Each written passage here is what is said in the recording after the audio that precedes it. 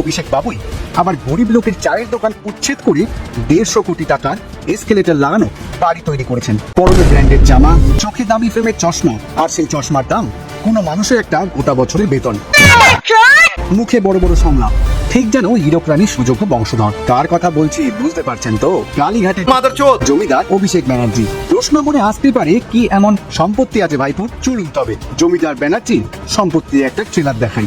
আপনি জানেন নিশ্চয়ই, অভিষেক শুধুমাত্র একজন সাংসদ, তবুও ভাইপুর হলিডে ডেস্টিনেশন পৃথিবীর অন্যতম ব্যয়বহুল দেশ নরওয়ে। সম্প্রতি শহীদ দিবসের মঞ্চে জ্ঞান কপচানোর ঠিক 2 দিন আগেই চার্টার বিমানে ফিরেছেন তিনি। ভাবতে পারছেন একজন সাংসদ কতটা টাকা ওড়াতে পারেন?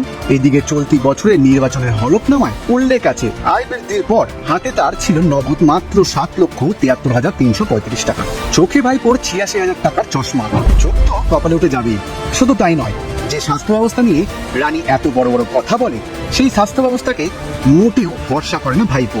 তাই নেই স্বাস্থ্যসাথী কার্ডও। নিজের চোখের চিকিৎসার জন্য হায়দ্রাবাদ, সিঙ্গাপুর, আমেরিকা, দুবাইতেই ভরসা অভিষেক বাবু। কেন সরকারি হাসপাতালে ভর্তি হলেন না? কারণ আপনি জানেন, এই 20 জন মানুষের মতোই আপনারও দৃষ্টি ফিরে না পাওয়ার চান্স থাকতেই পারে।